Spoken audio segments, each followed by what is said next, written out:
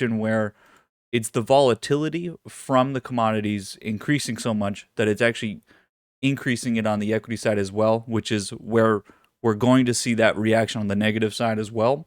And so something like lumber here coming down a significant amount from its high, like we're talking 30% here from the high on commodities, something like lumber here, it's going to have an effect. And this is where, again, when we talk about crude, things like crude here getting more volatile because of a situation like that, well, now it's going to affect energy.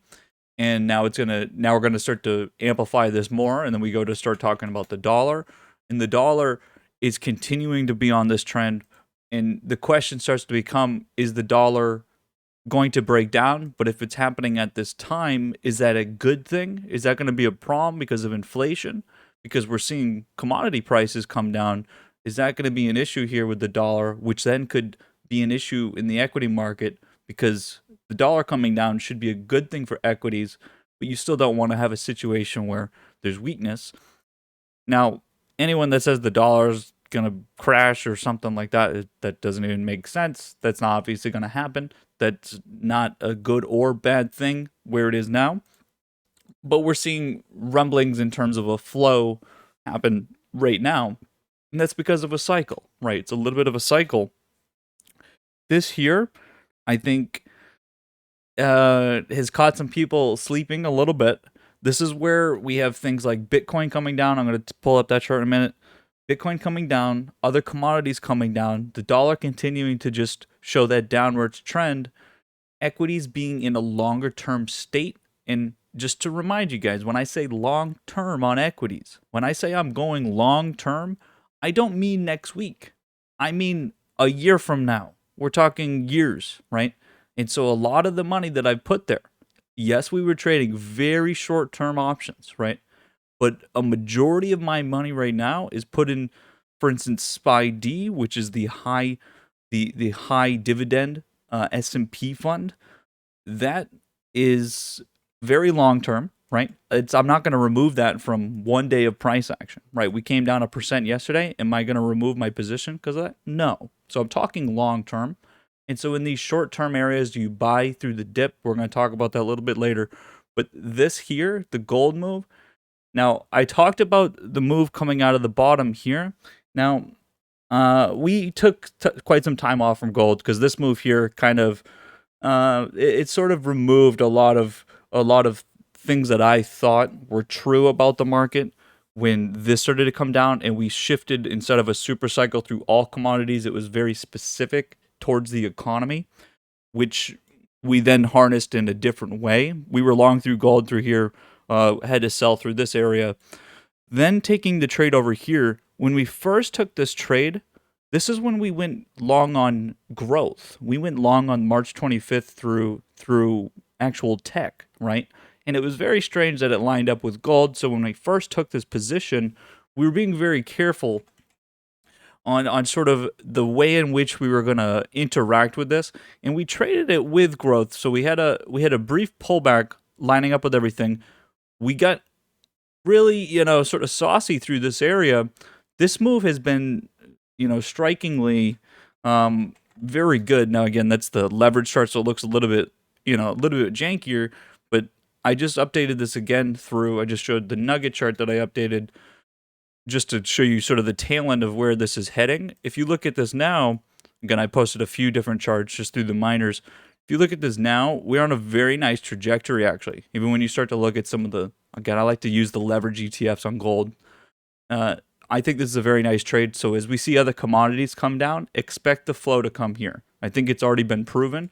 It's already been proven from when I first looked at it back here, that the flow is coming here. So when we talk about this move on Bitcoin, which, again, I will call,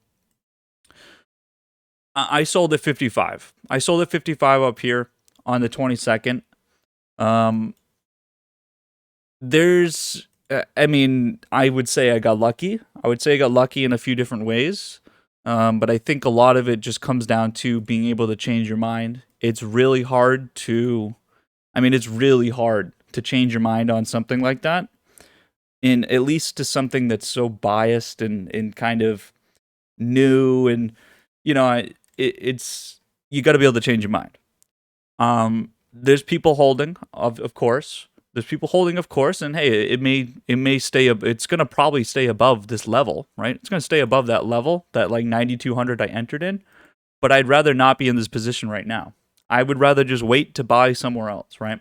Um, I'm gonna call it a good decision on myself. I don't know if the reasoning was that great for why I sold.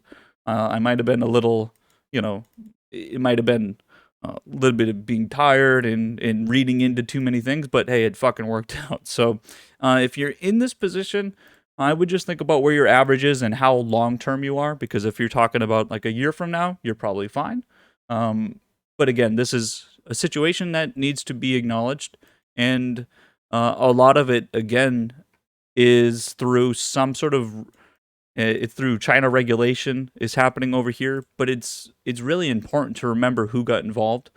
It was at one point just a everyday people sort of game, and then institutions come in, and institutions take up a large part of that cap. And as soon as institutions don't like the smell of something, they walk away. And that's what a lot of this is in here. And that's where I can start to go, okay, I know the players, I know what's happening, and we can walk out, right? Knowing when to sell is the hardest thing, because we try to remove that sell word as much as possible from any discussion. We just think about when's the next time do we buy. This is a good example of knowing when to sell, right? And so pretty happy about that. We're gonna watch this. We'll see. We're at 30,000 now. It's moving very quickly. It's 30% so far today. In terms of a next buy, we're gonna wait for a consolidation. Expecting a consolidation, something like this. It might take a few months or something, right? So that's Bitcoin. Just remember that this money's got to go somewhere. So I'm expecting gold is getting the brunt of this to start, which is why we're long through gold since a few months ago, and it's going to come to equities. It's going to come to equities, and again, the institutions involved are just going to be doing the same thing. And so what I want to mention here again, we're above the low of last week. Now, we were buying through this dip in here, right? We bought through this dip in a lot of different ways, mostly through value still, right? It's again important to remember that this candle from yesterday and from the low that we're opening on today, we're going to be opening at 406.75 on SPY. The Dow is also taking a hit through here of 1%. We're still opening higher and than the low of last week. And you're going to remember that we actually have a lot of cash that's ready to enter the market from commodities coming down a significant amount. Again, those lumber prices. And then through just further cash that's coming from the dollar pushing down and from inflation still being expected, and without a really that debate being over or whether that's good or not for the equity market, right? A lot of people are still on the fence of whether it's good or not. I'm on the fence that it may, or I'm not on the fence. I'm on the position that it's going to be good for equities, as it doesn't really line up in a historical context that in the 60s it was negative for the markets. It's a different world compared to then, and I would hate to compare 2021 to the late 1960s, as things are a little different, don't you think? So there's a point where historical context works. Inflation in this world with a money supply that's, I mean, I don't even know what the number is, but it's at least 10 times, maybe more than that, in terms of money supply that's actually in the market. So it doesn't really make much sense. And this is, again, so important not to be looking too short term through here. This action in here is almost meaningless. The only meaning it has is for the entries that you're taking on dips through here, which is absolutely the right thing to be doing. Now, that could be different if you're still playing around with those junk options, those short-term options. I've already talked about through here, I am not buying short-term options.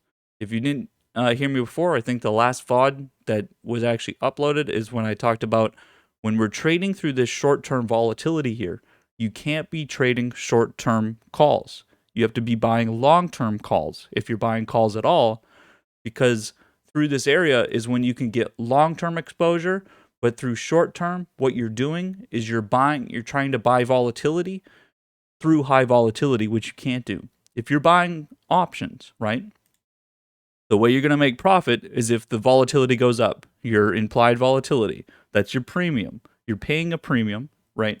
So you're paying a $2 premium, and you want that premium to go up to $4, right? Then you get 100%. That 2 to 4 move is only going to happen if volatility goes up. Well, if volatility is already high on something that doesn't have much volatility, then you're not going to gain. You're actually going to lose, even if the underlying does go up into the future. So you have to be pushing out expirations, which means you go from 1 month to 2 months to 3 months. So now you're at a 3-month expiration. Now what you have is a situation where, yes, you're paying a little bit of a higher price because the volatility is a little higher now, but the expectation is that the volatility is always going to be higher in the future, which it proves to be true as you start to hold a position, as something can even trade flat and downwards and you can still gain through that. It's really important that if you bought through here and you're down here, you bought last week and you're down right now, and you're gonna be down when the market opens, then you bought the wrong contracts and you need to sell them, right? It's always an eye-opening experience when, again, you could be trading for 10 years, it doesn't matter, and then you realize that, oh, I have the wrong contracts today, because if you bought at a lower price and now you're down, that's the sign, right? Right now, I want to make sure everyone understands I am not really trading much through these sort of riskier volatile options. Majority of my portfolio right now is in SPY-D because I sold all my Bitcoin, which my Bitcoin position became pretty large through just, again, it rising so quickly. I have a lot towards the gold side right now. So SPY-D, gold, and I'm trading through the Dow on a longer term scale that we're talking into sort of the end of this year. The only short-term positions I have right now are mostly through travel. So I think Mobsky mentioned in the profit section that he traded through the AAL chart we had. This has been very nice. We talked very much about this move coming through into the weekend. It was very nice to hold that over the weekend. We've gotten paid very well. This is opening down 3%. This is going to be an interesting decision to make. Pretty sure I'm going to be holding through this. There wasn't really much, again, you're not going to ever be able to predict when to be taking profit before it pulls back. I'm pretty sure I'm going to hold through this. It's bouncing on possibly the support if it comes lower from the open. But this was a very nice trade through here for short-term sort of an orientation. And then if you actually look at, let me put it onto the top of the list from yesterday, some of these other charts, what we talk about that have been getting beat up, right, on the tech side or on the growth side, have sort of offered some possibilities and opportunities. Sort of, I would orient towards the larger side still. And so when we talk about some of the COVID winners, things like that, this is what's done well over the last few days. This is the only area where I could see you could actually have short-term options. And so when we look at some of these here, there are some opportunities. Again, I posted like dumb charts like the Blake chart through here just to emphasize some of the things, or like the DD chart. These through here, some of them have obviously continued to push down, but it is these kind of charts that are pushing from the low. I don't want to trade any of these though. So in terms of short-term options, the areas in which you could possibly do it are still in an area that I'm not really comfortable buying these to begin with. And so you can do this through the clean energy angle and things like that. But otherwise, we are talking long-term. So you have to be buying through a long-term standpoint. You have to. So in here, if you're buying the dip, again, you should either be buying for a long-term portfolio position, something like I have through SPY-D, where you're going to just hold it for basically ever until you want to take the money home, or you need to be buying 3-month out plus options because there's short-term volatility now, but it's still in a situation where you want to be buying the dip, right? And then again, for short-term options, the only thing I've traded is travel. Mob's screen here now. That AAL chart was very nice. I am still trading through the larger cap size think it's important to note that when you compare everything, AAL being the larger cap size, the larger the sizing is, the better it really is doing in terms of performance still, and the less you're going to get hit on that small cap size volatility. Something like this opening down 3% is not going to hurt as much as it would hurt on something like the save chart. If this comes down selling through the open, again, there's no pre-market action on this chart ever. And so if this, for instance, sold 3%, that would be like 100% larger size than on the AL chart. Through cruise lines and casinos, we'll see if this is a hold through the open. I'm not exactly sure. Again, trading through short-term vol, we are short-term options. And so it's a question of how do we handle some of these. It always depends on where you entered. I do like the trade of trading this out of here in a long-term perspective, but I don't know if we have the timing yet, so we're going to stick to the shorter-term angle for now. In terms of what we're looking for today and through the end of the week, again, we don't want to get too caught up in day-to-day as we're trying to trade in a longer sort of horizon, but we're, of course, going to look at it. I would say holding this trend line across all indices, so that low from last week, we should be holding that. We want to watch that, and that's where we want to be buying more. So this angle of buying the dip today, we're right on the trend line to open. We're right on the trend line to open across every single indice. That means any more buying I'm doing is going to come right from the open. If prices come down from the open breaking this, that's when those positions are going to be stopped out. And then the question starts to come around these positions here. I'm assuming that everyone has some other positions from a different sort of time period before here, or something in the realm of, let me put it again, the SPY D chart here.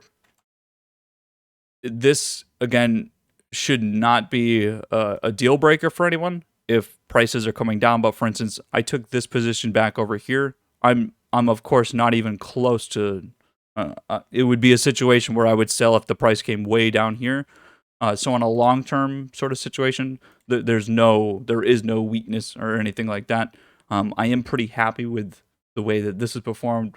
When it comes to putting something like in a long-term portfolio, you do want something you don't need to think about and that just continues to give you gains. I posted in the Unrefusable channel that if you actually look at those two graphics, old people, long-term investors are all buying the dip right now and have basically no cash. They're at very low levels of cash because they're long into the market from these dips, just for these most recent dips. I think that's important to put into perspective, that it's these two dips that were bought. It doesn't really make as much sense of why now. This, again, that's just the reality though. The flows are in. It's not easy to see on the charts. Like when you just look at the SPY, you're like, there's more people buying through this area right now. We've been at all-time highs and we're still right there. There's a lot of money here. And one way you could do it is see the size of the candles through here compared to the size of the candles in here. We keep growing in intraday movement, but it doesn't amount to anything. So if you actually look from the open to close on intraday, it's not very much. Not much at all, because again, most actions from pre-market and after hours. But the sizing and the amount of movement we get intraday, even though it doesn't amount to anything, is significantly more than on the average. And that's just flows. That's just money being traded. Because the more buying or the more selling there is, that's on an inflow or outflow basis, is going to cause that spread to move wider. Again, there's just further supply and demand than the market can handle at that one moment, or at least on that average handling. And so you get this movement that's a little bit larger. It is a little janky in here. But again, if we hold this trend, then it doesn't really matter, does it? And is it going to matter in a month from now? No, of course not. If you don't buy, it's going to hurt again, because you're going to be in a situation where there's people that, again, bought at this candle here and are now going, wow, now I'm back down here. This is a situation. You don't buy on high candles. You buy on low candles. Sometimes you're going to buy the low candle and it's going to go down again. Do you know what happens? You buy it again. You don't get to choose which dips you buy. When have we ever just decided, okay, this is the dip we're going to buy because this one's built different? It's not going to be built different. LeBron's not going to come out and you're going to get a LeBron James candle and it's going to be like, that's definitely the one we're buying. You know, Michael Jordan doesn't pop up on a candle and go, okay, that's the GOAT. That's not going to happen. It's every single dip is the same and we treat it the same, right? Why? Because the markets go up. They go up. So we got to stop thinking so short term, day to day and weeks. It's a lot longer than that, right? And if you stick with it and longer, you're going to do well. You should do well through here. We're all time high on equities. There's a lot of money coming out of commodities. That lumber move, we just saw housing sales. They were down. They were expected to be down from yesterday. That number right now, with lumber being down 30%, is going to be much higher come later into the year. Why? Because lumber prices went down, which means that is at least going to take off some of the price on houses. And a lot of houses are being built in this moment, so supply is going to go up. Why does this matter? Because people are going to spend their money, and these are the data points we need to further our move to the upside because it's confirmation. If you put this on the inflation angle, if we use my perspective that crypto was a hyperinflationary sort of market, think about how much we just took off of inflation. There's fears right now of inflation, right? And being too much to handle because the way the money works, it gets too hot too quick. What if we just sold off a significant portion of inflation in maybe the most volatile part of inflation that we were worried about? What if we're selling that off right now and we go and turn that now into a state that's a little bit less volatile? If that money goes from crypto to something towards the housing angle instead, which is a little bit, it's a little bit more physical, more real life, more slow. People buy houses to slow down, not to get, Bitcoin and go clubbing, right? I think we're going to be doing a little bit better. So if you take it from this angle that we're moving from a volatile state to maybe a less volatile one, that would be great for all of us. And it still can allow for inflation to increase and for spending to increase, but it's rebounding the economy in a more stable sort of way. And it's inflation that the Fed can control. The Fed can't control hyperinflation through crypto other than through a fist sort of, again, not the Fed, it would be a federal government decision to regulate Bitcoin like China's doing. This actually makes it an easier angle because we can handle the broader economy through the Fed tools. And so if we see that money actually re-enter the economy and the market, which we will, it's not going to sit in cash. No one's sitting on cash. It doesn't even make sense. And that's why I continue to say you need to spend money. Old people right now are proving it. Whether we want to use that data or not, it does mean a lot, I would say, that everyone's holding through. The more that's entered here and held through, the more we can continue to buy the dips confidently. And again, I bought this dip here and had no lack of confidence. I think we're going to be okay buying this dip here. Okay. I do want to mention again that chart also showed that it's derivative specific. It's very important that we are trading through dividend names, whether you're capturing the dividend or not. There's a lot of money that has come from the bond market that wants consistent returns, and everyone else sort of out there wants a consistent return. And the long-term sort of value situation we're in, that markets most likely are going to slow down because of inflation. Again, the number just will. Then you want to trade through value and dividends because they provide further sort of consistent return. Instead of just the underlying moving to give you gains, dividends pay you gains. This is where who asked the question? Ecto asked a question of maybe trade through the NASDAQ sort of dividend paying. It uses call options to basically pay you a dividend. I would rather trade through, again, the more value-oriented side because, again, inflation leads to a discount on growth, but also most of the big dividend names are through value tickers. That's just the reality because they move slower, more defensive. And so those positions, they call for being held for quite some time. And so again, you need to make a decision on how you want how you want to handle these trades, and are you willing to hold things for a longer term. Um, it's important to realize that it's going to take time, right? It's going to take time. And so we are in a situation where your gains are not going to come immediately. You need to build a portfolio of them and then look to take the gains later, right? And that could be some time, right? So we continue to buy through dips, continue to have confidence in the market because there's no reason to doubt through the market right now. There isn't a weakness or something like that. Nothing's changed. Flows have changed, and so the movement has been more volatile. That doesn't have anything to say about next month or next year, right? The economy has shown itself. Everything uh, everything looking very good in terms of the rebound. I think when you look at the travel trade, right, that in of itself should. Again, we'll see what happens this morning if more selling happens from pre-market. What's right here? That in of itself should definitely give people more confidence to continue. I would expect quite a bit of buying here if we're opening on the trend line. Um, yeah, I mean, the idea that there's weakness right now, it's definitely not here. So we would need to be off the low off the high quite a bit for any of that to creep in. So uh, I will note the energy side is a little bit more volatile, right? So we're going to keep in mind crude prices and what that effect is on energy. That's why we transition that position so much, though, right? So those of you that are trading through energy, um, it's like I posted the Halliburton chart, and then that's the exact day that uh, the crude prices come down, right? That's going to happen. A little bit more volatile. We transition every opportunity we can and buy through the dip on that a lot more. So you could trade that more short term, but you need to have a good angle on that.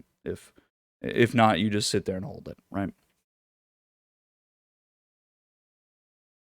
All right, let's get this going here. Sitting on the trend lines across the market. Let me show you. Here's the DIA. In terms of buying the big boy tech companies here through the megas, it's basically all the same. But again, this is a smaller positioning size still for me. Um, I would say here a lot of this again is you're not going to be able to. There's no I'll just sell it here before it goes down. There's none of that. So I'm still in the exact same position from before on those. It's it's a virtue again of taking a long term approach.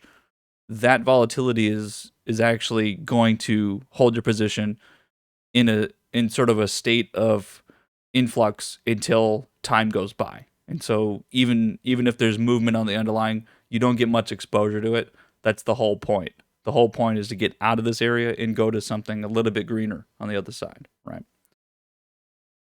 Um, let's see. This looks like a paint dry day already. This looks like a paint dry. Let's see. Let's go over here. There's a lot of Bitcoin action. Again, this is definitely coming to gold. You can see the money coming into gold as Bitcoin came down, which is why we're sitting here. Market opens, Bitcoin starts getting a little bit of a stop. I'm curious to see how much gets going in here. Because again, I think we have we have everyone has a lot of questions on uh on what exactly is the actual dollar amount that's just kind of exited there, because that could, again, if that money came to equities right now, that's I mean it would be quite a bit. It would be quite a bit, and that's the more derivative angled side of people. Those institutions that are trading crypto are not, they're not pussies. They're not going to go buy shares. That desk will go buy complex derivatives. This is where futures markets probably get a little bit hot, I would say, and that's where I wish I knew how to trade futures, because right now the futures market is probably going to get a nice volume bump. Any of you that have just millions of dollars laying around that you can actually affordably trade futures, because again, it's pretty expensive. 500K per, or E-mini 250,000K. those are definitely the thing to trade right now. Just buying futures contracts. You don't even need those of you that are like, well, what about yesterday's movement downwards? You can just go buy a future contract from like 6 months from now, and all you need it to do is you just need it to close above that contract price. You do nothing, but it's still it's a little sweaty out there. All right, here, let me just take this out real quick.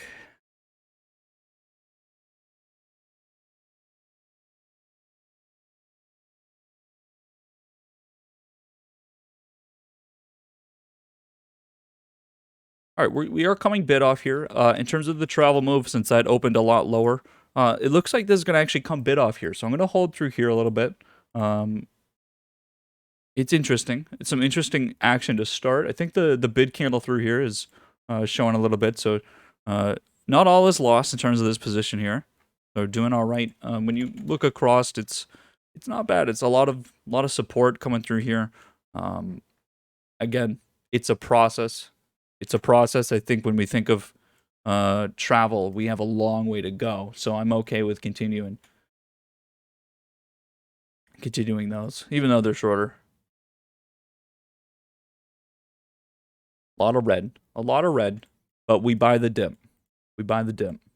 Again, some of you are watching it and you're gonna complain, and I don't care. So, if you I mean, people that complain about because they buy at a high and then sell at a low, you're just doing it to yourself, right? This is why we're trading longer term, so you don't have to make those mistakes. The only mistake you can make is that you bought at a low and then it went down. Oh well, you sold it for what? 0.01% loss? Like, oh well, it happens. What are you gonna do? Or like a 5% loss, 10% loss. It's gonna happen. How much you put? You put the whole house on that one position, or that doesn't make sense. What about like 3 months from 3 months ago? You didn't buy back here? Like, oh, I just entered the equity market for the first time. Like, no. You started a long time ago. Take advantage of your moments. Today is just a day. It's one day. It's one. And we love red. It's our buy. I've got cash. You've got cash. Time to get in. Make the next move. Let me put through the energy chart here. This is going to be interesting to watch. Again, this is a buy opportunity here through energy. I already have the long-term XLE position in using ETFs. I have the 2X as well from back on this date, right? Off the support buy. So anything I do through here is going to be on an individual company approach. Things like CVX here, big old Chevron. These type of moves, because again, there is a lot more volatility that happened here, and I want to get a long-term exposure. The best time to get long-term exposure is through short-term volatility, because again, this is how options work, right? This is a situation where I want to buy this and not specifically the ETF. See the difference between these two? That's why I bought the ETF back here, right? I bought the ETF back here, traded short-term and long-term, held the long-terms here, and then look at CVX comparatively. It's already all the way back down here because it's an individual, and now I can go buy long-terms down here, right? So I'm still holding long energy from here, doing significantly well, and now I can buy an individual company a month later, and I'm not too upset about that either, right? And this does allow for, again, there's times in which we're trading individual companies in trading short-term, long-term. Now I can start to buy some of those specific ticker names that I want to get a part of. For instance, the Howell chart, right? This came down, but this had some really nasty moves through here, right? From that energy move, I want to get a part of that again, right? I want to get a part of that for any further, and so waiting for that to buy. In terms of the bank side, banks obviously had some weakness here the last 2 days as well. It's so important to remember that everything that people are selling for, the idea of inflation, is good for banks, right? It's good for banks. So why is banks being sold? They're really not. It's just an average, right? The average is being sold. So this comes down. This is still, look at where it is. This is outperforming the market by it's a ridiculous margin right now. It's ridiculous. Banks and energy are the two leading sectors, and it's all we've been trading through. This is our benchmark. If you're not willing to buy through these dips, then you've lost your mind. You're literally a psycho, right? If you go, well, that's pretty fucking scary over here. You're psychotic. That's crazy. This is the most defensive thing in the market. This is the most defensive you can get. It's literally, there's nothing more defensive than buying a bank into inflation. There's literally nothing else. Because the worst case scenario is people put their money in the bank. So that would be good for banks. But that's not going to happen. There's going to be more spending, right? You got to, yeah, yikes. If it goes down further, that's okay. We want to be able to buy at a lower price, right? So again, things that look bad are usually good when we're talking in this circumstance, right? The more this comes down, the lower we can buy. Now, I don't expect it to come down lower. It doesn't really, again, prices aren't really going to work in this way that they can come down much further here because we don't need to enter a long-term consolidation here. What's happening are people are having a debate on whether inflation is going to be good or bad for the market. You don't sell everything when you're having a debate. You're sitting there not buying as much as you usually do. And that's why the market looks the way it does. People haven't sold long positions. They just haven't bought as many long positions yesterday and today, right? That's it. That's literally all that's happened. So we don't have much from this candle, boys. There's not much here. Not much here yet. You wanna have some 5-minute candles? There you go. You like? Does that look better? Yeah. There's nothing in these right now. Nothing here yet. I think everyone's waiting for all this shit to get played out. Some money finally exiting. Looks like we're about to get some inflow. There's the inflow again from Bitcoin. Those of you that don't believe in flows, well, when you sell Bitcoin, you're gonna put your money somewhere else. So it went into the gold, and that's why the dollar's selling. See, these things all line up, right? Good job. I mean, this is a good example of 30%. Let me put this on the daily. 30% of Bitcoin equals 0.62% of gold. There you go. That's the ratio. That's how big the gold market is. It's not really, but the 0.5 the 0.05%, the 5 basis move, dollar move. There you go. That's Bitcoin. I mean, probably in terms of the market size of both of those, but we'll see. See anything sneaky coming through? Oh, that list doesn't look good. Let's see. Some of the things I mentioned, we had things like big numbers from retail stores like Walmart yesterday pop off, Home Depot, these type of things, right? These are very good for the long-term situation. So when we talk about buying through some of these things, if there's good earnings in terms of a long-term idea, then that's a good reason to go buy some of those for a long-term idea, right? Especially on the lows like that. Those situations, I would take advantage of. Even again, if it's okay, here, let's talk about the T thing, right? So this, for instance, buying through this dip for the derivative angle and everything else, this through here, right? When you get all this action, if you're in this position, what are we going to do? Well, this is a very different situation than all of this. So you have to transition this position. I bought this from yesterday. That then got stopped out. I bought it now today. This is again, think about the movements. We've traded this for profit. It got smacked from, again, a situation we expected. If anyone is wondering, I think I said every single day for a month now that this price action that we saw on this side, we were expecting something to come out, right? We were expecting some news to come out, some sort of consolidation, something. I said it every day.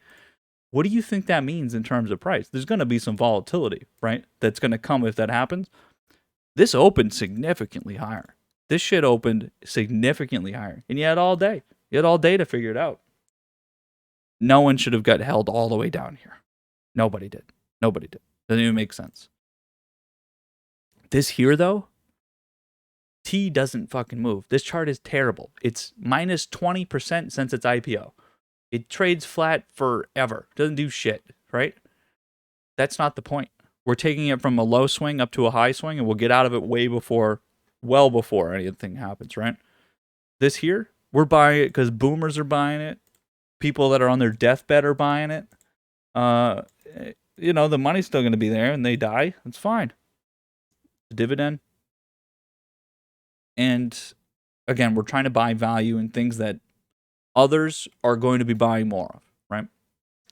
And we buy dips. That's the important part. We buy a dip compared to its recent average, and we try to play the volatility in a way that there's more volatility now, and we want to take a long-term exposure position, long-term for that exposure sort of gain.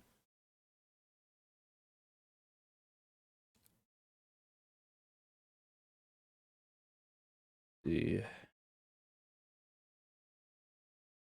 All right, we can talk towards, let's see. Let me put these all together. Oops. Hey, who's still holding Tesla, by the way? You guys still holding Tesla? You guys long Tesla? You guys let me know when is a good time to buy here. We are off the low over here. Again, there has been zero reason to buy here. There's been zero reason to buy. And I mean, it's not shortable. It's not like over here when I shorted it. That's the half the problem. That's why it's so. It's just such a weird trend because no one wants to short it anymore. Like I think majority of the market probably shorted when I shorted back here. Majority of the market's not going to short here, but a majority of the market's not going to buy it either. And so the only thing that can happen is it's just going to try to fucking find an equilibrium. It's hard to tell. It's hard to tell, but if we look, these automobile companies are doing very well. They're actually doing very well. It's just because, again, there's a lot of different things happening with the way that the bounce back from COVID is affecting things. And it's the inflationary pressure here that this can't outpace the overall spending and the way in which that money is being spent on other things. You only need to buy a car once. So this is where it's like people have money right now, but they already have cars. We've already shown the numbers. And so what do we do now? Right? They already bought all the cars.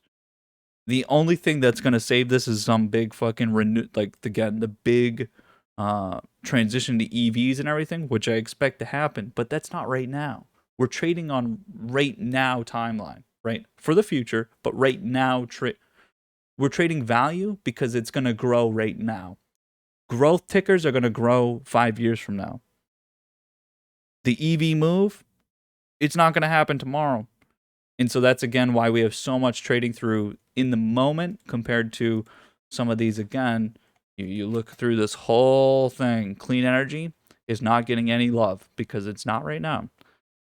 Old Biden is not going to be the savior. That's definitely not going to happen. He proposed a they called it clean energy plan, but it's got about, you know how much of that $2.2 trillion is towards clean energy? I think it was like 250 billion. Yeah, that's not going to do it. That's definitely not going to do it. So we're not getting any attention there. That's for sure. TCOM is still doing well.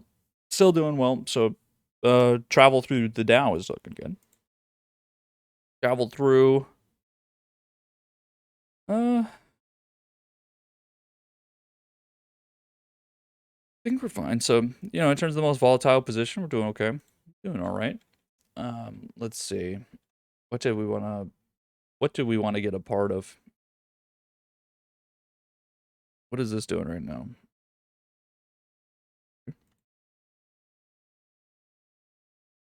What are people that were in Bitcoin going to buy? we need to find retail. Um, it doesn't look like them. We need to find retail here, and so that we can buy some short-term options and try to get those gains. If you just sold Bitcoin, where are you going to buy in the equity market? Again, I talked about this last week. I expect retail to come back to equities. I expect them to come back to equities. Um, that's just the way in which that cycle works. Makita says AMC. Now, this was a very nice trade, which everyone slept on. When I took this trade back over here through the earnings day, we got big ol' gain through here. Quite a bit of points right there. That's 60% of the high. I didn't get the whole high, but sold on this candle, and then I had half the position left. We pushed it over the weekend, and I sold on Monday. But that was a juicy one. Now, how much of that was retail? I don't know. I don't think very much. But if they come back, yeah, I could see AMC getting the love. GME is just obviously off limits. There's not much to do here anymore. It's so bloated. You don't want to trade something that's bloated. It's so supply heavy. It may move, but there's no way to. You can't like technically trade this very well because it's so. At any point, one of the big supply heavy sides could just sell or do something with its position that just there's no way to. It's random, right? And so when you know that there's big positions out there, there's nothing you can do, right? There is no behavior there. That's just, oh, all right, I had my coffee. We're gonna go sell our position. That's not very fun. I feel bad for Wall Street bets for when everyone decides to exit that position. And they've been holding for a long time, but they're not going anywhere. They're gonna go to fucking Flatland. Anyone ever read that book, Flatland? That's a great book. Highly recommend. Highly recommend Flatland.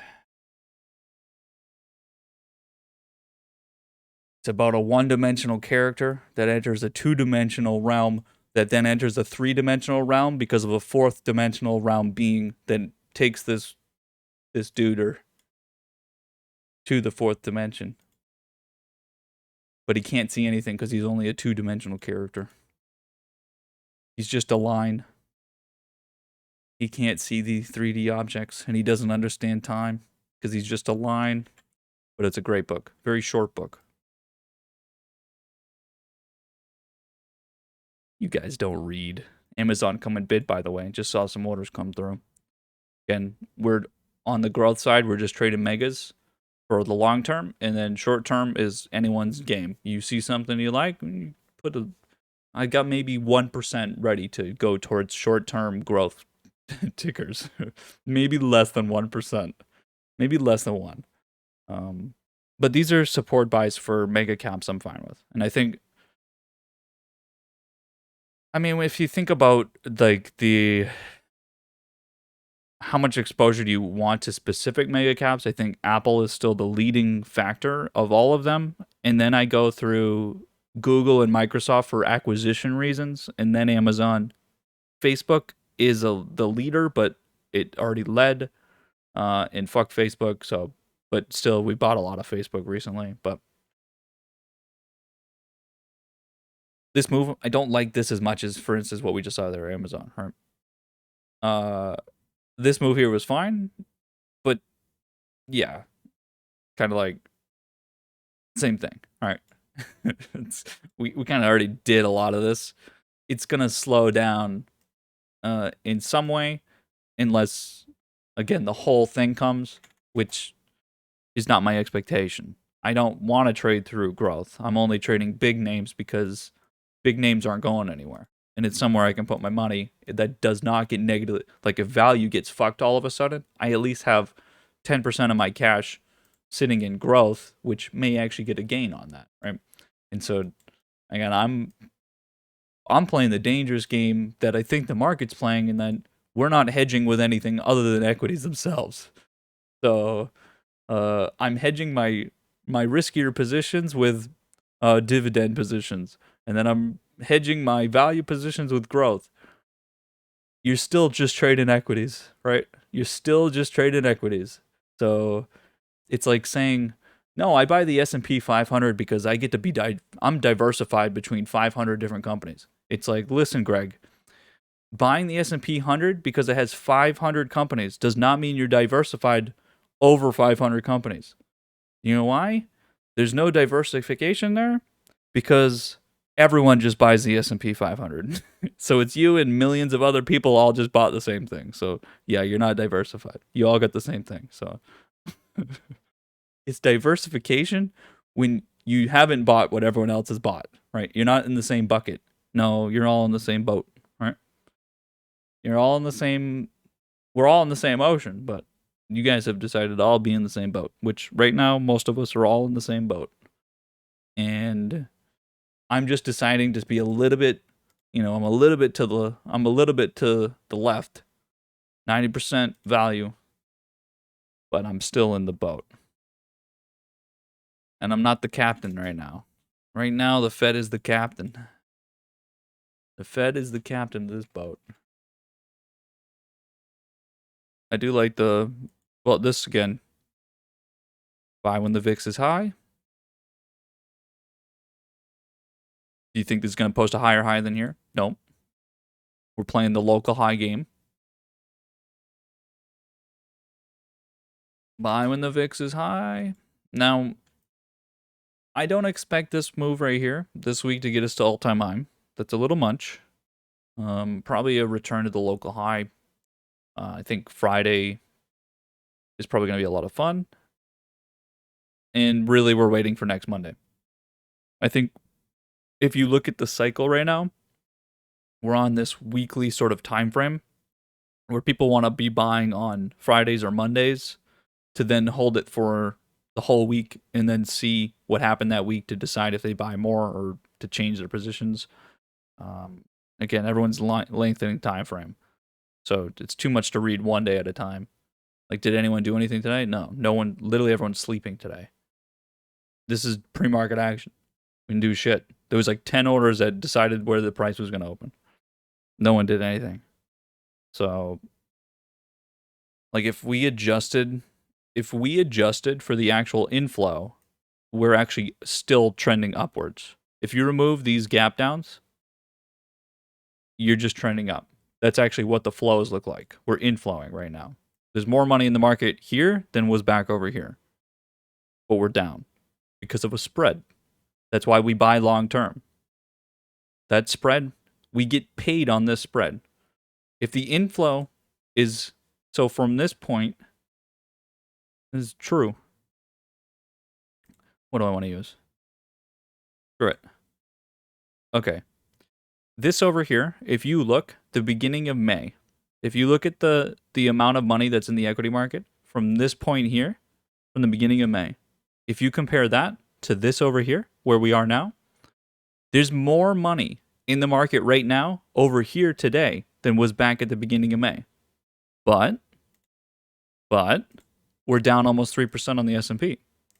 So if you buy a long-term position right now, okay, right now, and you trade this up to where that was, right? That almost 3%. If you get a 3% gain here, you're not only getting the 3% gain here on your options, you're going to also accumulate this here. You will. You'll accumulate that through the volatility, through a long-term exposure.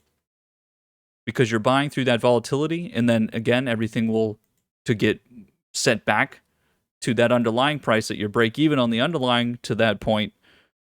Again, I'm just making up a point from over there. It's the fact that there's more money here.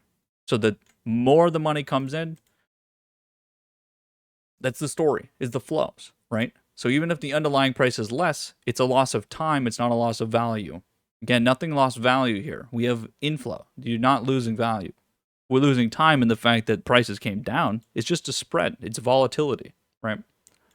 That's if prices keep trending, which I think everyone just expects prices to trend anyway. But only if you buy through a long-term exposed contract, something 3 months or so from now. Will you basically recuperate that loss on top of the gain that you already get, right? And that's where the exponential comes in. Premiums are adjusted to that. The premiums are certainly adjusted to that, and that's where you can see your position go down in underlying price, but then your contracts go up. It's because of that volatility is pricing in the actual flow, and you don't really get to see that other than just you have to go look at those charts, and it's expensive to get that data. And obviously, I don't even pay for that data. I just have someone else. I just have someone else send me it. But I mean, you can. I mean, there's not really good there's not really good tools for seeing the flows of the market other than just to watch it. Thankfully, I have like an eye for seeing it, but I mean, in terms of the actual numbers, who fucking knows? Every time I hear that $30 trillion equity market number, I'm like, it's way over 30 trillion. That was like 3 years ago we said that. Okay. Yeah, right. I think it's just that there's so many derivatives that no one really knows how much money's tied to the market. So who knows? It's a lot. It's a lot. Holding the low. Buy the dip. All right, what are we doing over here? Let's see. Bitcoiner.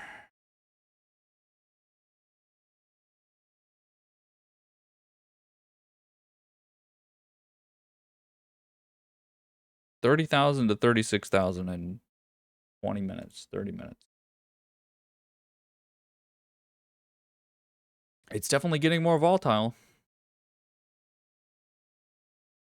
Does that mean that we buy a long-term position because it's short-term volatile?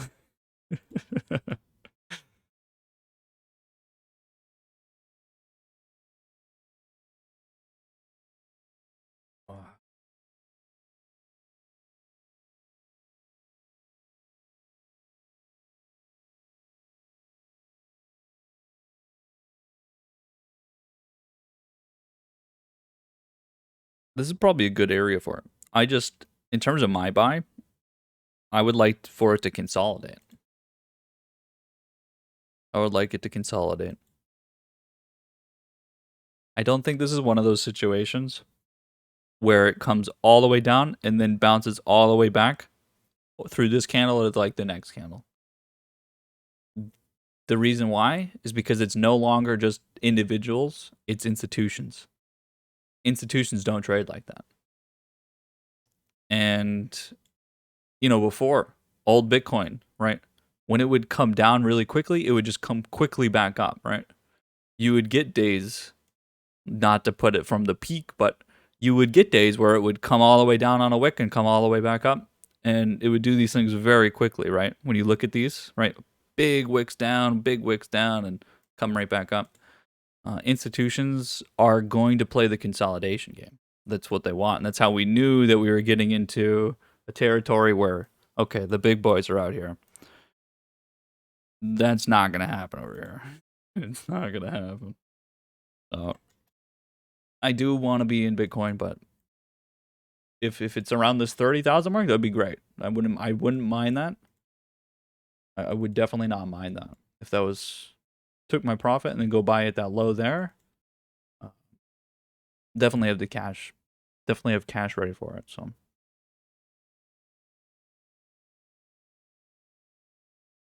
yeah, it looks like a pretty boring day here, folks. Bid day is going to come next 2 days. So sort of our finish off of the consolidation day here. If a day like today, this is where retail could definitely show itself. You might get moves. You definitely might get moves through some of the more volatile things when you're trading flat.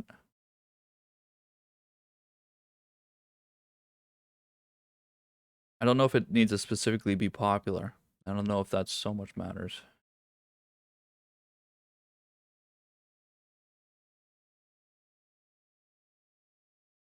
COVID winners are definitely on the menu for when you look at some of this.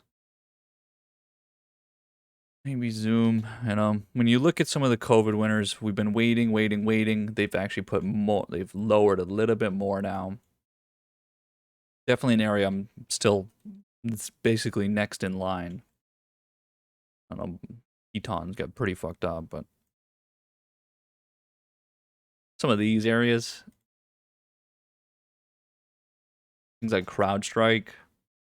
And I don't want to trade growth, but in terms of if I want to get some short-term positions, there's definitely some things on the menu. Definitely some things on the menu out there.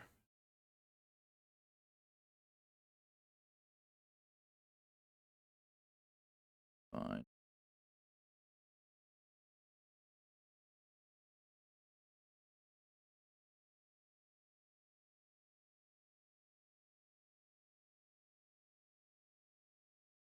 China's still up in the air. We're waiting. Now that they came out with that Bitcoin regulation talk and everything else, I'm sure we'll finally get some talks on the stock market because again, that's been very much a question.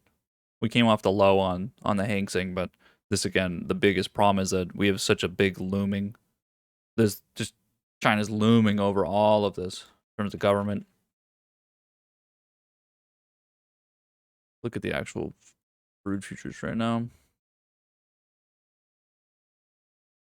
Still coming down. Okay. Waiting on this. I'm not sure what the timing is for this buy here, so let's see. I think we're getting close though. Again, right now my mentality is on the baseline. It's usually to wait, have a daily candle pull into a support, and then we buy at the open the next day on that support. So pull back candle, wait until the next open, and then I would buy. Right now, it's actually kind of the opposite. Right now, if there's a candle pulling down, I want to be getting involved right then, because of where the market is. Specifically, when I am buying on the value side, which has paid off very well. So, buying on that selling has paid off extremely well for getting long-term positions. The reason why that mentality we've only just recently picked up is because we're trading through a different time frame, right? That is where you're buying through you're buying long-term positions through volatility. If you're buying short-term calls, you always want to wait until the open of the next day because now you're taking on way too much risk and you're actually going to lose basically everything. If you're buying when the price goes down with short-term options, you're going to lose all your money, right? It doesn't even make sense.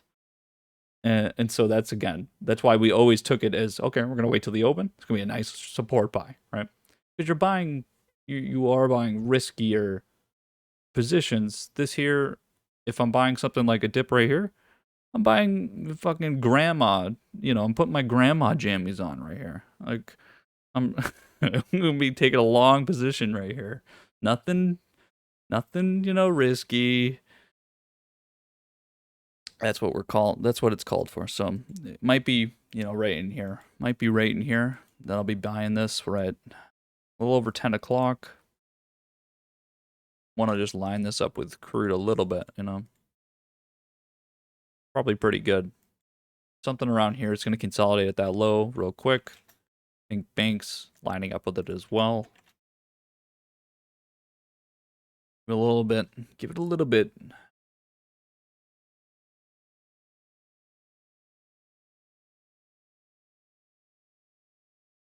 But at the end of the day, none of this really, if you buy directly at open, directly, or like right here, if it's a couple points, it doesn't really make much of a difference. What did we have for an open back here?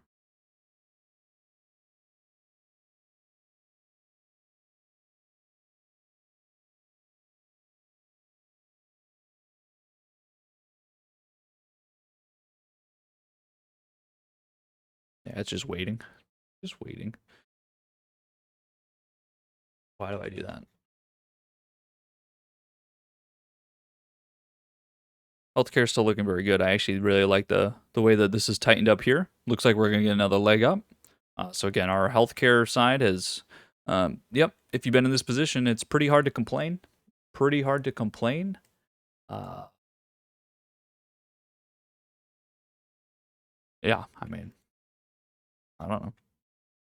UNH is, you could say, is really off the high, but okay. Okay. Yeah,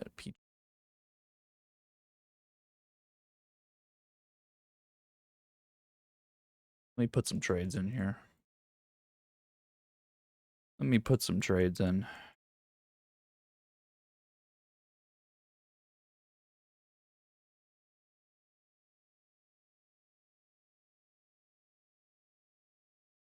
Oh, being on vacation has been so nice, guys. Oh, I love it. Time to retire. Time to retire. Just wake up, check my positions real quick in the morning, go back to bed, go lay in the sun. It's beautiful out. Sick of being a little rat in my cage. Even though I do get some sun in here.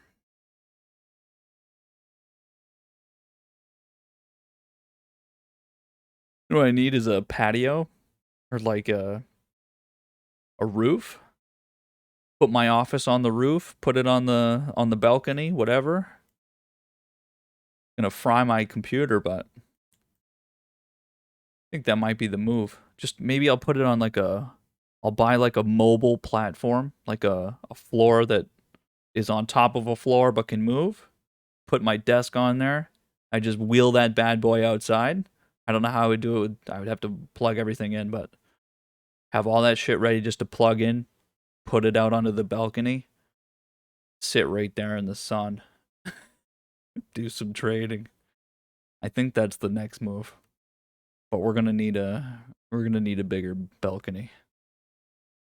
I just have like swinging windows. I can swing open my windows and I've got like a balcony, you know, I don't know what you call it. Like a glass wall, like half wall.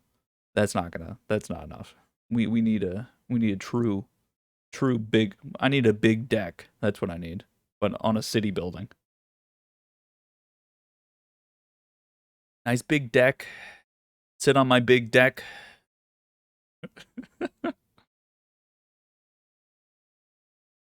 And my neighbors have big decks.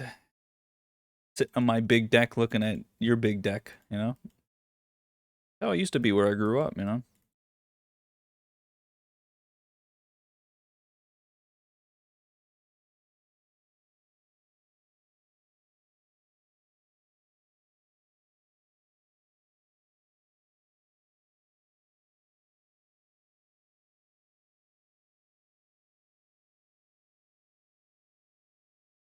Open this up.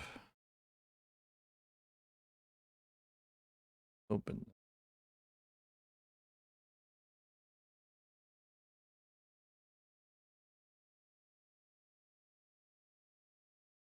So apparently 500 billion came out of Bitcoin. That's really not, I guess it is quite a bit, huh? Kathy Wood buys more Tesla. Okay, good luck, Kathy. Good job, Kathy. Here. Yikes, yikes, yikes. By the way, Ark has basically, if anyone didn't realize how kind of silly that whole thing was, again, it was so flow based, is that Ark has less than 20 billion in total assets. Less than 20 billion in assets. Or it's 20 billion is Ark. 20 billion. That's tiny. That's nothing. That's nothing. We get, again, when you talk about like the actual dollar amount, that's like, it's tiny. It's like thinking about all those stupid SPACs that we had. It's basically no money, but it's like a bunch of attention. That's where it's like, okay, Kathy's going to go buy Tesla. It's not even going to move a basis point. Not even 0.01%. It won't even move because it's not, they're going to buy like, what? They're going to buy like $50 million worth? Probably less than that. So it's like before when there was flows with Ark, that was a different story because they would buy just a little bit, but then the flow would come with it, right? That's no longer the case. No one wants to buy that shit right now. So maybe later, but Good luck to you, I say. I'm not gonna follow you. Very weird. Why are we still talking about that? I'm only talking about it because I saw a headline. I do like that all of your favorite, since all you guys just basically base all of your trading on the Big Short, of course. Michael Burry is still short Tesla, but he's now back to like break even. That's one of my favorite things. He wasn't wrong, but he bought it back. He bought it. Well, he's not even break even yet, but he might be now. He bought his short like way back in here. Or wait, no, hold on. Yeah, it was back in here. It was back in here somewhere in September. I saw it. So he's he's still short, and he bought more shorts, but his short started back here, and then you know what happened? Tesla went up over 100%. So he's been really short. He's not wrong. It went down, but after it went up, that that sounds very much like the last thing he did. But this would need to keep going down. I like that he doubled down though. I'm hearing that somebody's ready to sell some more. Let's put this on.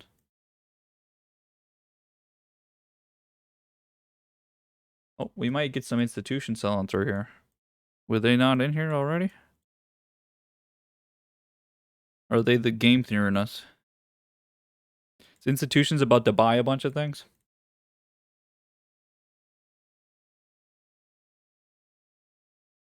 We should probably just watch this today, huh? Nothing happened on the equity side. All right, so volatility coming on Bitcoin. Hold on, let's do this. Let's do this. Let's put the Dixie on over here. All right, here we go. Here we go. We have the technology. What's today? 19.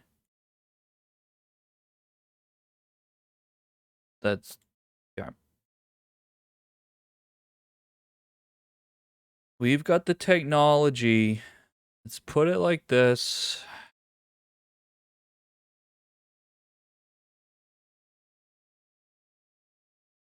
Let's see. Show us the vol. I want to see it. I want to see it.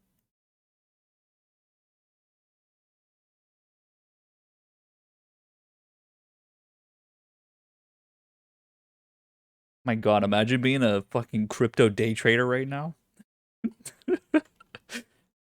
The 10 people out there that do that. Holy moly. You either had a really good time or a really bad time, but I'm not sure either of those are. I actually have no idea how that would work.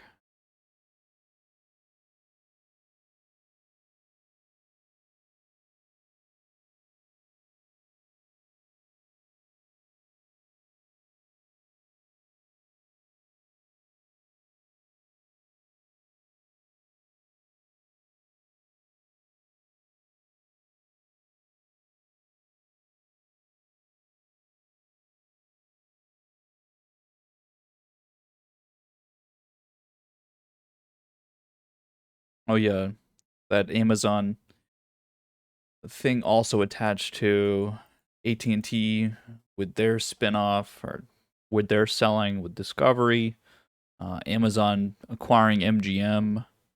We have everything kind of coming together. MGM sort of tied to that a little bit. I'm assuming we have some more, possibly Viacom getting scooped. At least it can't. The problem is it's just not. Some of these companies we think of them as big companies, but they're just not big enough to compare. Or they can't defend themselves. They can't defend themselves.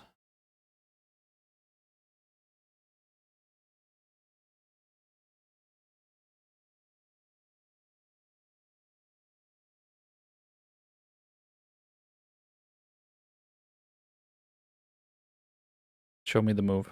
Let me see it. See the move. Dollar is a little finicky here.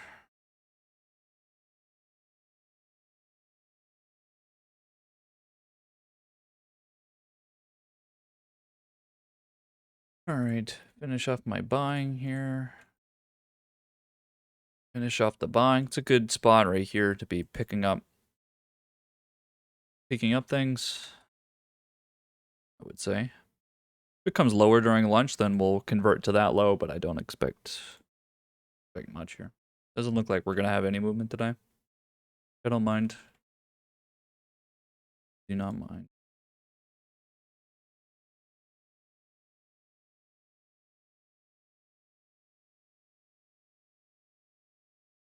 Maybe actually, let me switch these screens.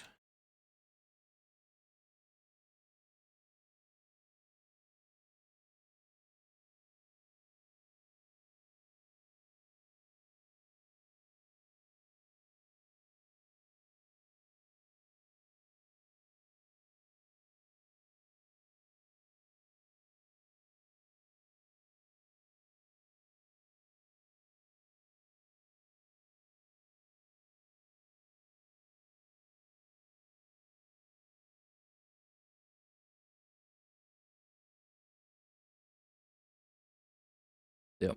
There. Energy's coming up now. That was a nice pickup. Nice pick. See if our lows hold for today.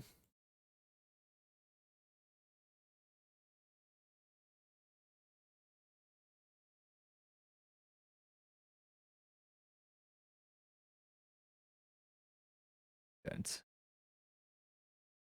We're at May 19th. I think the next time.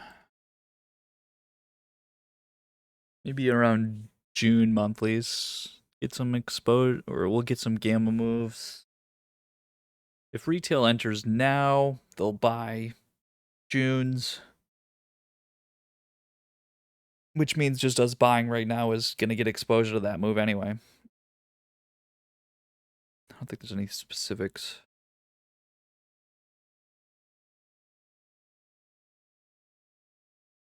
We sit.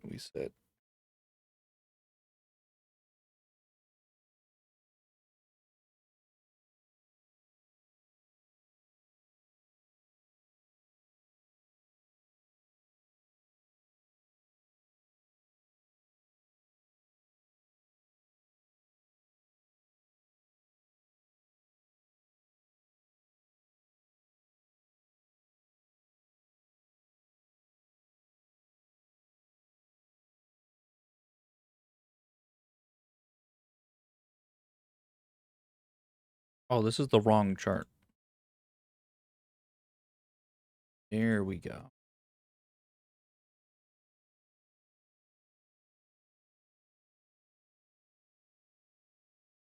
What do you think? Probably.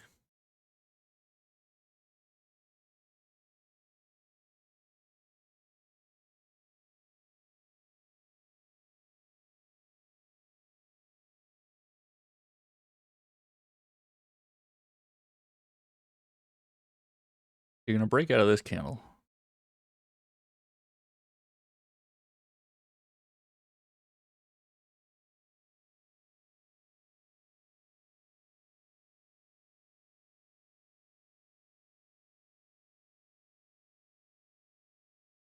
Definitely reached an equilibrium.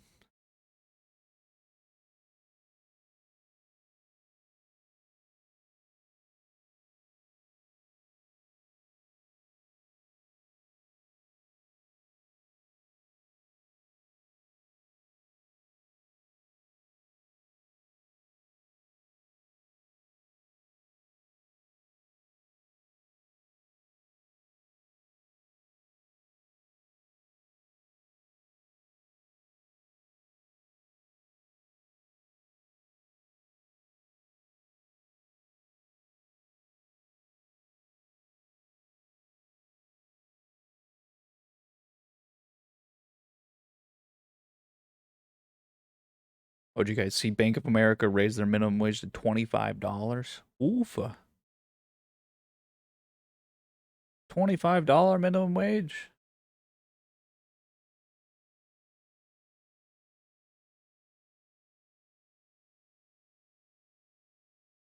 Not sure. That would be for like, I guess, I don't know, bank tellers, shit like that. People that maintenance the building, janitor. I mean, most of those people already make $25, I'd imagine. I don't know how much a bank teller makes, but they're definitely making $25 now. Not bad. I would assume anyone that handles money makes 25, but I guess you could be a cleaning lady, not make $25. Now you work at Bank of America, and you're the best paid cleaning lady in the building.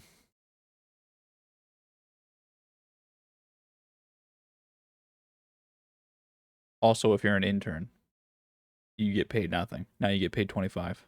Not bad. That's not bad.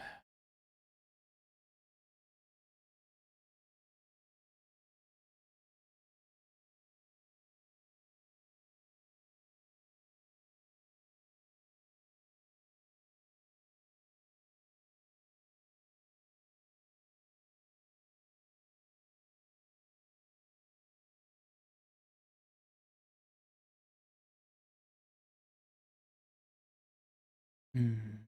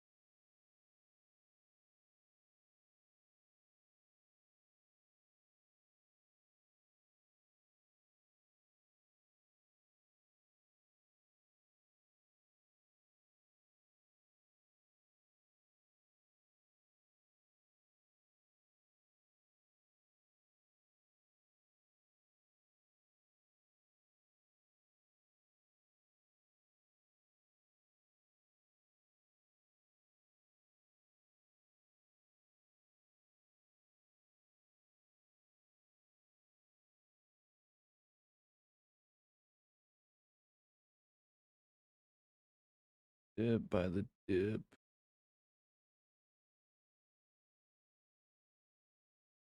Thing is not moving. Bitcoin is not moving.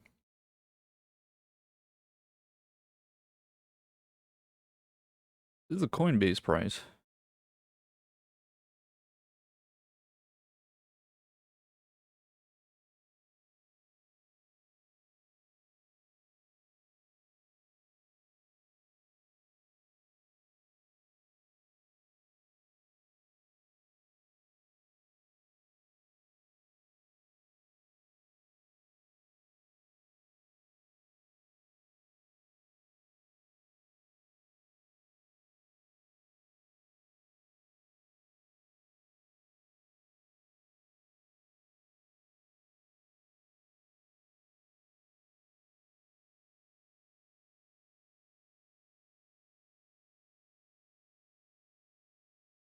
Oh shit. Oh, wrong screen. Wrong screen.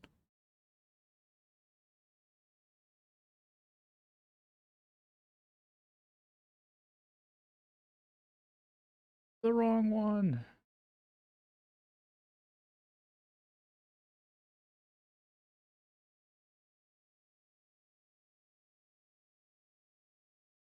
These spam emails. Jesus Christ.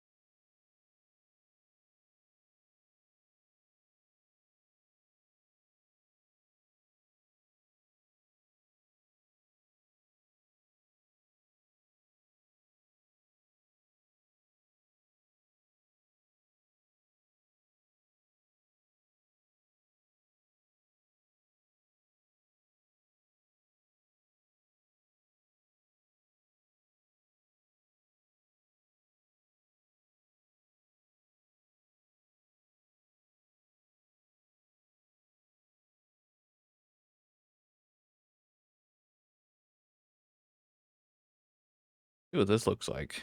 The growth's going to come off a little faster off the bounce from supports. A little bit faster.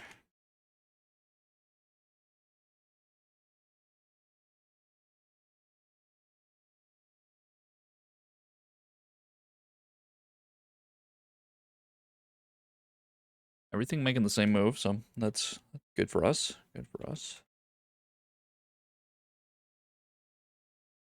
Should still be coming off here on the energy side. Let's see.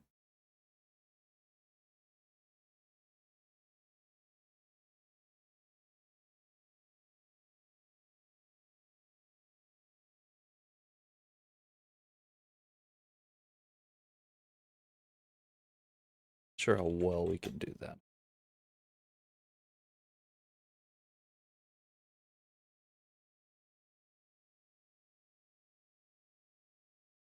Weird spread here.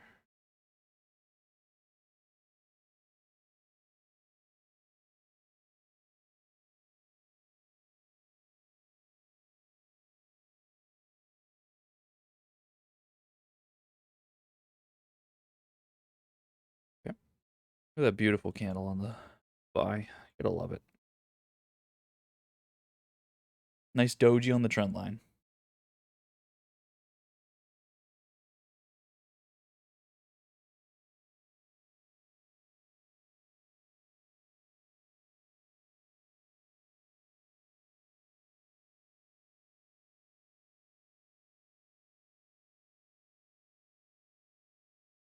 I don't want to buy because it could go down.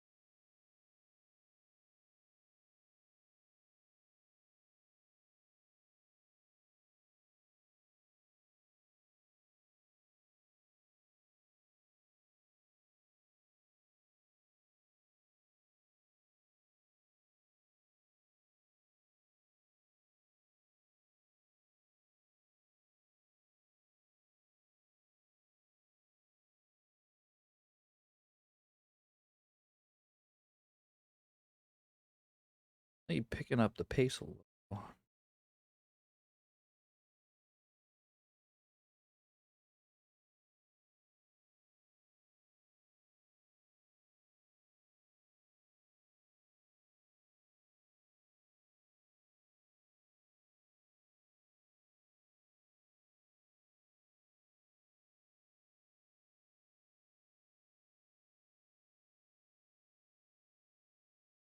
Junk.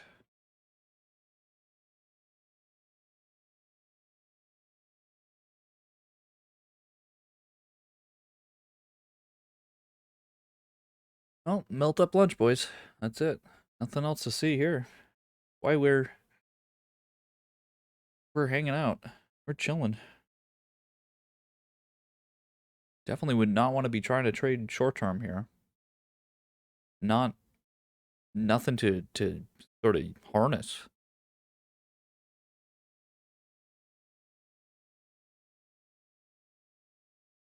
Sitting in supply.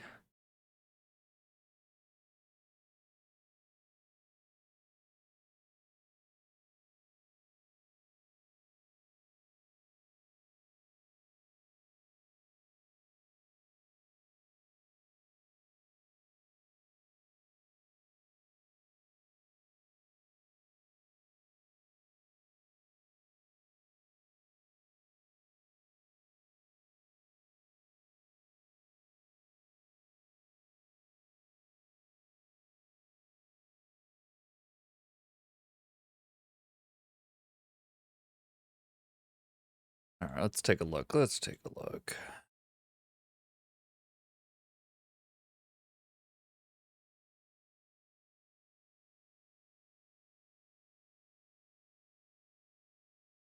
Gross.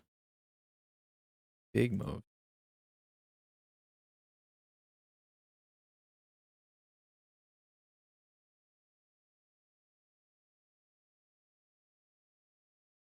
Bonds haven't moved.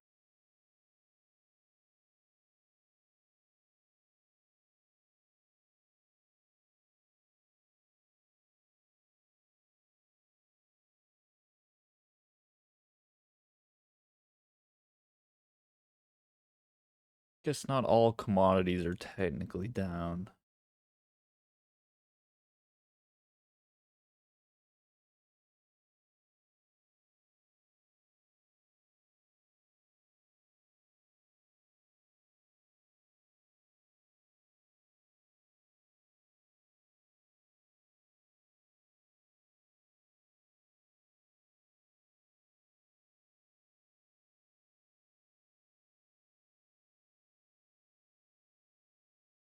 We'll buy in German bonds.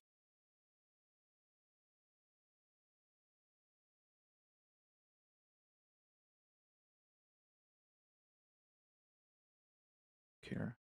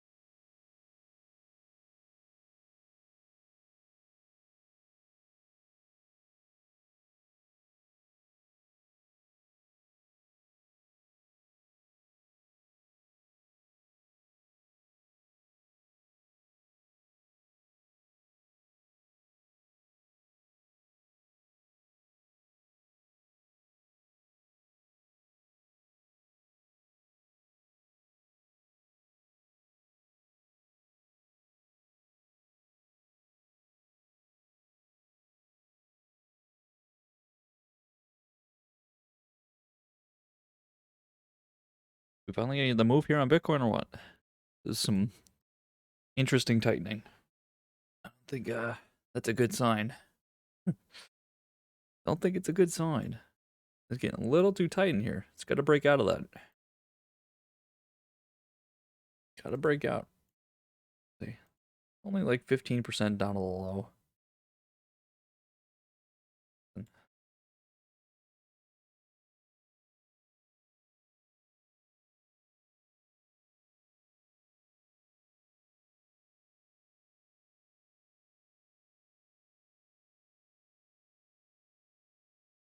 Some of what's important here is that even though I'm not in a position now, it's important to take away sort of the way in which price moves after a big drop like that so that you can see what exactly the trading looks like, so that if you are in this position and you are able to sell and maybe you're holding, you can see what the confidence is, sort of the path in which price will take. Because now that we have institutions in there that's trading a little differently, so if we can see in the way in which it trades, we can sort of understand it a little bit better. So that next time, or if we want to look to enter, we can understand when's a good time to be buying, when's a good time to be selling. Maybe there's a way in which we can, buy just a, buy a small amount, look to average it, look to possibly sell maybe a little bit of a position to hold it, risk reward. What is it? What is it exactly like? Because again, it is probably going to require a little bit more trading to get back into, and it's probably going to require a bit of trading to protect your position as well. And now that things have changed a little bit, so watching it sit here on an equilibrium for an hour now, since this sort of bounce back, uh, is a little unnerving. If you're looking to sell or to buy, it's not now. It's like, well, if you didn't sell already, now it's like, well, you know what? Maybe it. So definitely creates some anxiety in there. And I find it very strange that it's happening. It's almost like there's some throttling going on or something on Coinbase or something that, or maybe they're providing supply. I mean, it's really hard to tell, but it doesn't look very natural. It doesn't look natural to trade like that. Or it's at least a lot less volatility than uh, crypto has anyway. So little strange to look at. Definitely not I mean, definitely not easy. That's for sure. Those people that are looking to buy or sell doesn't really make much sense right now.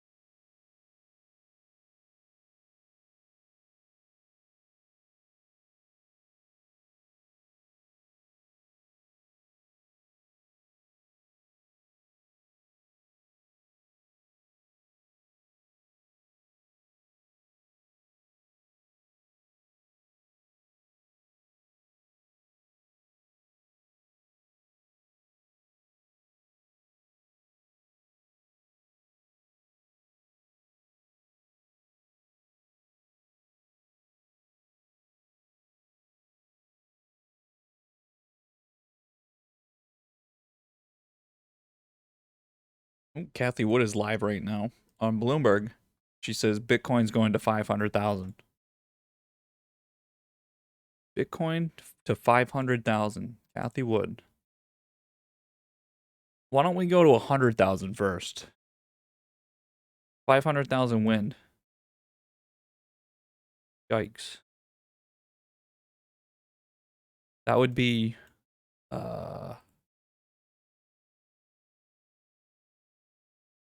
quite a bit.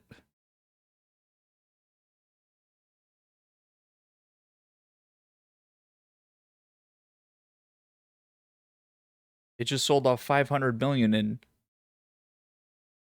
in one day. You know how many trillions it would take to get to 500,000? Fucking a lot of them. About what? Maybe another 5 trillion or so? A trillion per? I mean, it would take more than that. Like 7 trillion? Anyone got $7 trillion laying around to go throw into Bitcoin? Probably not.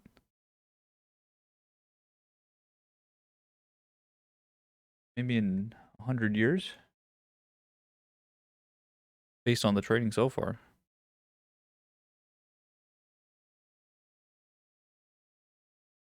Yeah, not sure. I have not liked Kathy's comments recently for some time.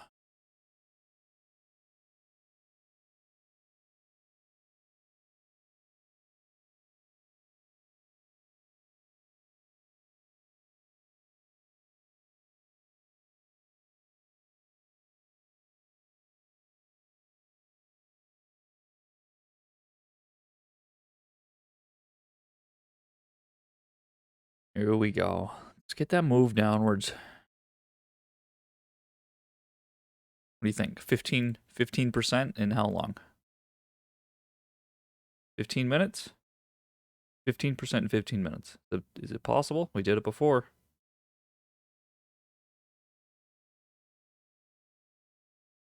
I want to see it. I want to see it live. So you see what it looks like. What's the spread?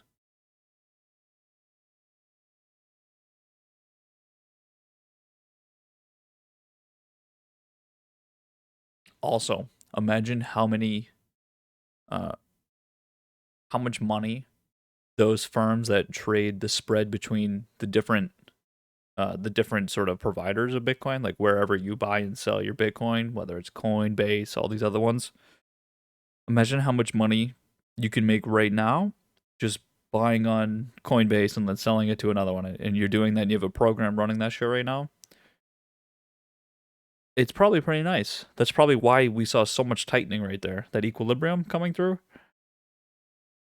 A lot of that is most likely tied to those firms trying to split the spreads across all the providers. Probably a little wonky, but I wonder how much of that actually. I haven't really thought about that, but they're not really. I mean, they're market makers, but they're not really providing much of a market because they're really just trying to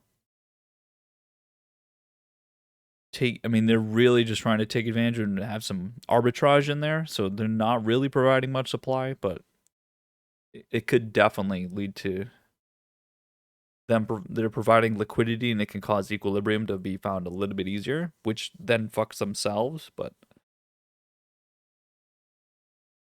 when when people get a little bit scared, start selling faster, get that spread.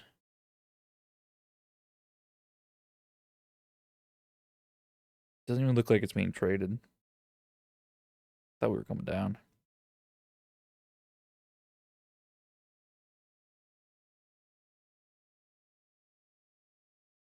Might be going on actually. Looks this just looks just like liquidity being provided. Very interesting actually. We know there's a few firms out there. There's a few big ones. I think one of the major banks has like a subsidiary of one of them that's out there. Arbitrage and markets.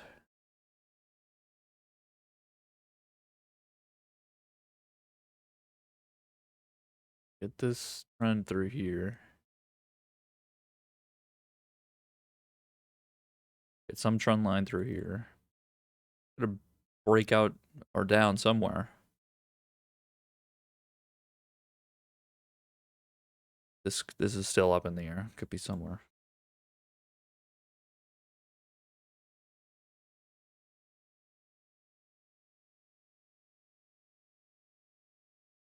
Huh? Buy the fucking dip.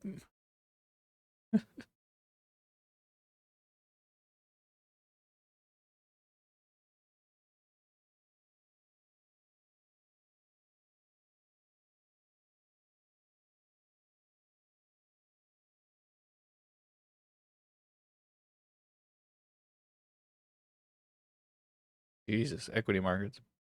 A blast today. Fucking blast.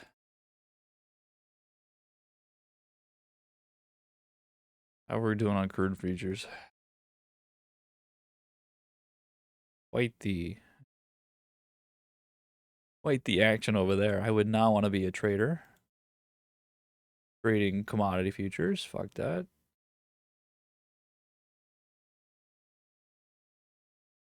It's a nice dip to buy on though. Dip.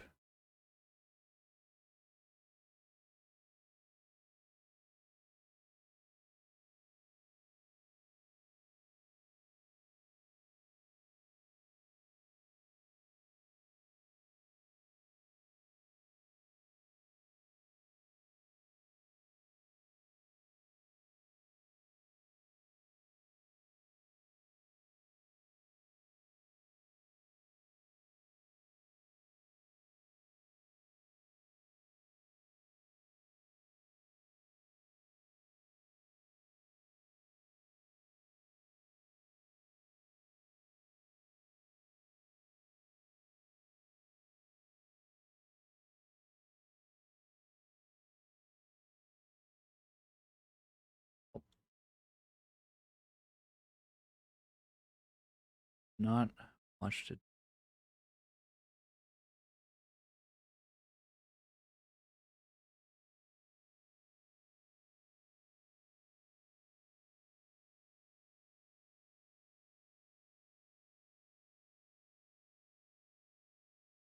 Trying to figure out what exactly we're taking the loss through here.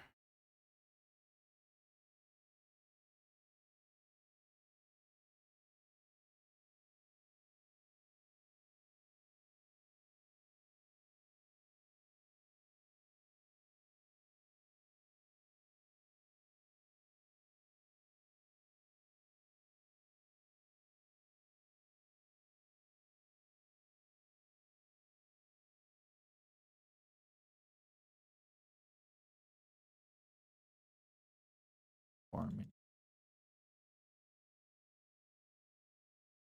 4%.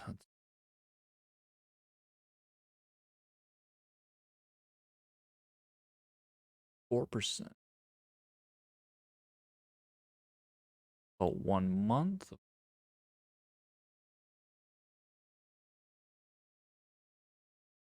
How long was this? 2 weeks.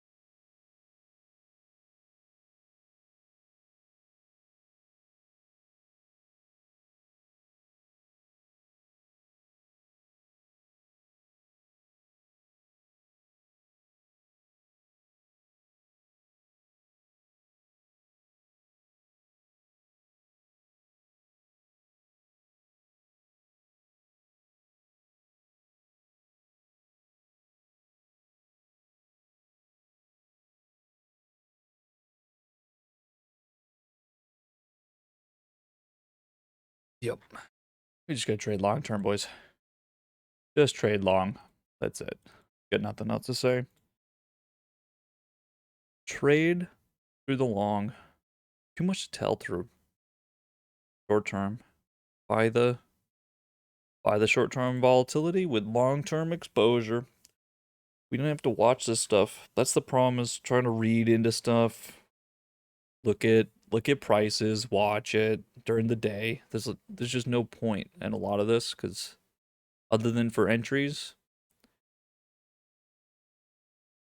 too much volatility. And trying to remember through some of this, we did very well through all this price action, but it's not the same level of technical trading that we can buy on. Like, we're still buying on dips, but we're not going to profit the same way on some of the short-term gains. So, but if you compare just by buying long-term from some of the low dips to where we are, or from where we went in like a month later, they were very nice gains over a long term, no matter what happened in the area, right? Whether this big volatility happened in here and then we led to the next low by, each of these are, they're each their own. But it's really about buying. You buy on a dip like over here, through here, and then you're pushing for months. 3 months later, what's it look like? Well, 3 months later, you know, here we are. So 10% gain every few months. It's not bad. That's on the underlying. So sticking with it. I don't expect this move here to be as violent as this one. That's my takeaway, because we did quite the number on this move. That, I mean, if that happened again, that you're almost doing 10% in a month. I just, yeah, that's not happening. Be a lot slower through here. It's gonna be a lot slower. Cash those dividends in. This move here on the SPY D is a little weird, but it's not gonna look like this by the end of the day. And that's the part of the problem with the math on this here, is you definitely don't want to read into individual days very much. This is so much more on a weekly. And I was looking at this and I was trying to think about, why is it down actually so much? And it's the way it benchmarks. And it's part of the reason why I like this as a long term. You get a lot of the negativity out of the way very quickly, which allows for very nice dip buys, which was like what I took advantage of back there.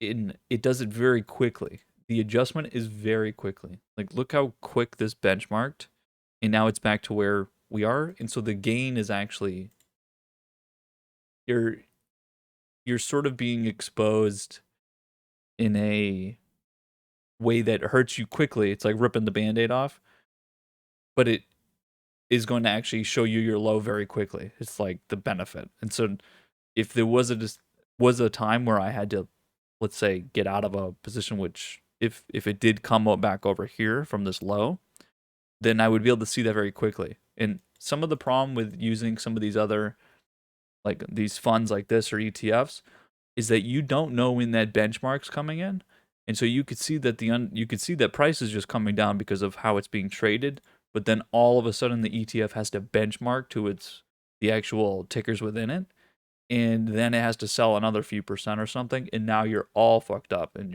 you have no clue what's happening.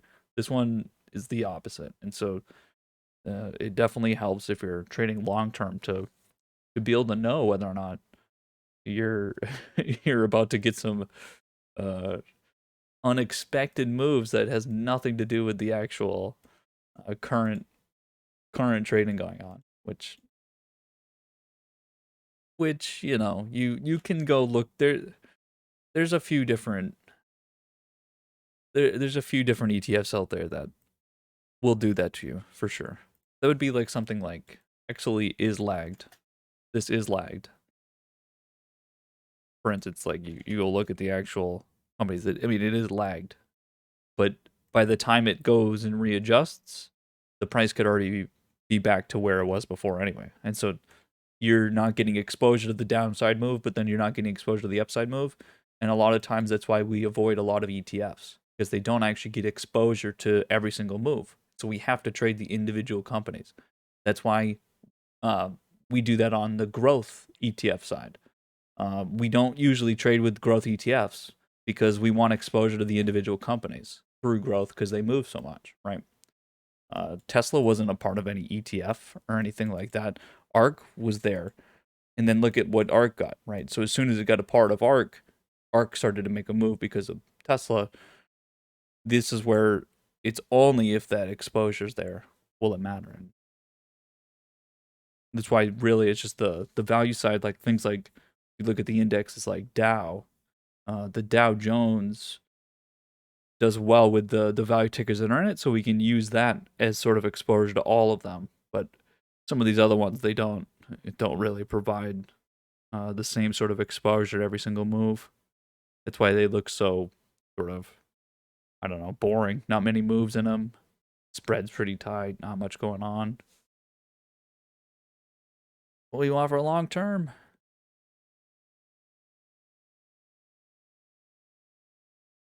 We'll see what's going on here. I'm getting some clean energy push. And I think we're getting a little bit of retail buying. I think they'll definitely want to buy clean energy. Or adding that to the equation a little bit. The TCOM moves pretty big from the earnings.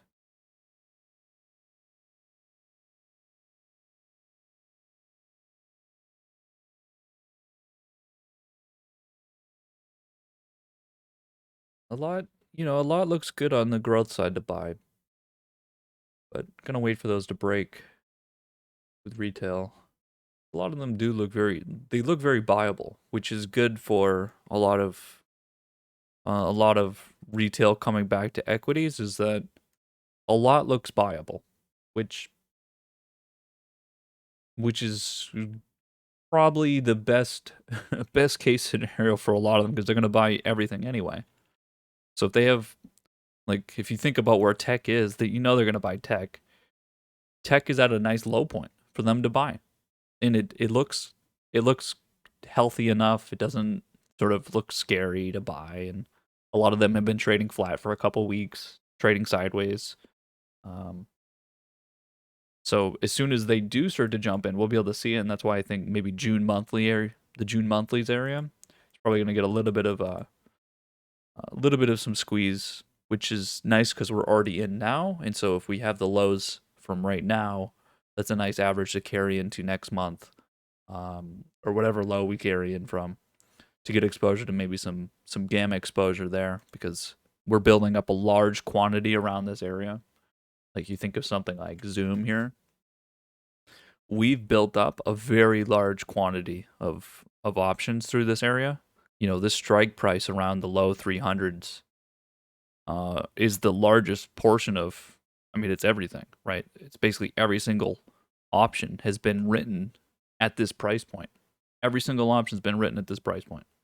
So there's a ton of, again, this is basically all these growth in COVID winners for 3 months have been building up a quantity of calls at the same price, which means if a move does happen, well, all of a sudden that's going to cause a gamma move, right? And we haven't seen it in a while because we haven't seen growth really make a move. And so that's where if retail does come back, it might be just enough to push it, just enough that we can get involved and take advantage of that move. So trading through mega caps right now will give us exposure if that does happen. And then we're going to keep our eyes on any of these possibly getting out of this area, because if it does, then there's going to be significant buying on the tail end from market makers, because again, it's just everyone is willing to write calls right now. No one is scared about selling calls to anybody because nothing's going to make a move very quickly. No one's worried about it. Like there's nothing to worry about selling a shit ton of calls right here because you're not expecting it to jump 4% in a week. Like none of that shit's going to happen. And people will buy it. People are dumb. People buy it. That's why I'm saying buy long term. I'm not buying this junk, but people will. It's when that move actually pays off that it's retail can catch it and get lucky, and one out of a million of them will make money, but it definitely caused some moves. Definitely seeing like a month from now.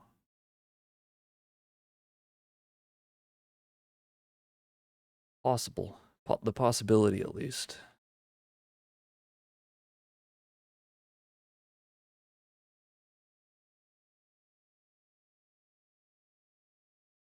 I do like this point we've been picking up from. We've created a very strong support through this area.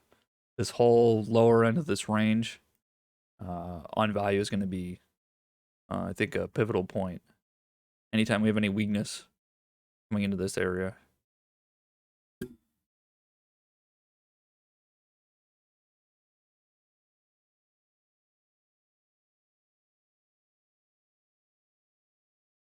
Which is what we didn't do on the NASDAQ, which was half the problem here.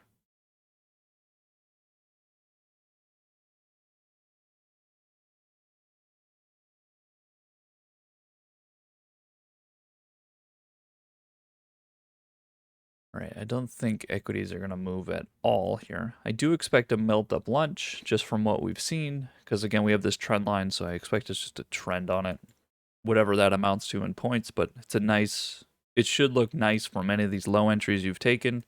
Again, you should be able to gain through most of this, or at least not lose anything with longer term contracts. Gonna be watching the Bitcoin thing. Looks very interesting. We've gotten these very, equilibrium-esque sort of moves. We have a lot of tightening, so it needs to break out of the tightening. It decided to go to the upside from the tightening in here. We'll see if that continues or not on this trend. We're at 37,000. I mean, it's still quite a ways off this high. We'll see if it erases this, then that would be very surprising, but definitely not out of the possibility. We'll just watch. I'm not gonna buy. I wouldn't buy this. I definitely want to re-enter at some point. I don't. I mean, it would have been nice to get down here, but when would you ever be able to buy that?